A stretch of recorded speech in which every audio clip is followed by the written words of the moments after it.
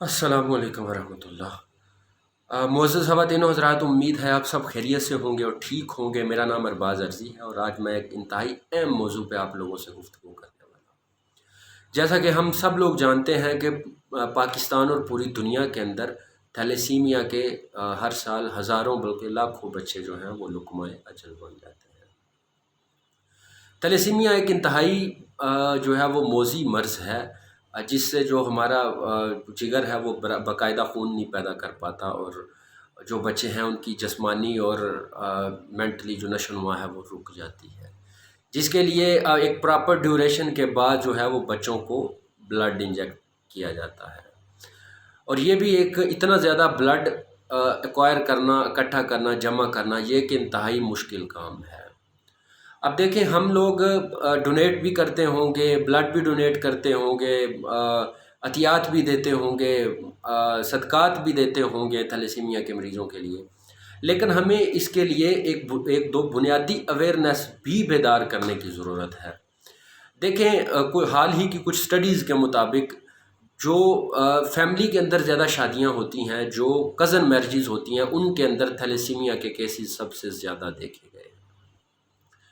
और दूसरी बात यह है कि जब भी आप अपनी फैमिली के अंदर या फैमिली से बाहर कोई शादी करते हैं तो उनके थैलेसीमिया टेस्ट उनकी रुखसती से पहले ज़रूर करवाएं।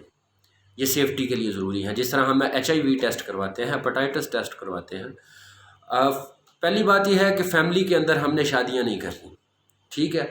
मैं आपको ये बिल्कुल नहीं कह रहा कि आप अपना फैमिली सिस्टम को छोड़ दें या तबाह कर दें, या आपने ऐसा बिल्कुल कोई मतलब नहीं लेना। लेकिन फैमिली के अंदर स्टडीज़ से साइंटिफिकली ये प्रूव्ड है कि अगर आप फैमिलीज़ के अंदर ज़्यादा शादियां करेंगे तो आपके बच्चों के अंदर जो डिसेबिलिटीज़ हैं ज़्यादा आने के चांसेस होते हैं।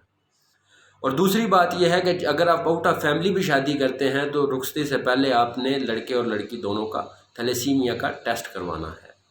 अगर आपने घबराना नहीं है, अगर आप में उसमें से कोई किसी किस्म का प्रॉब्लम आ जाता है तो उसके लिए आप किसी भी अपने फिजिशियन से, कंसल्टेंट से, या जो आपका डॉक्टर है उससे आप गाइडेंस लें और प्रॉपर ट्रीटमेंट ज़रूर कराएं, ताकि आने वाले दौर में आपके बच्चे हेल्दी हों और आप परेशानी से बच सकें।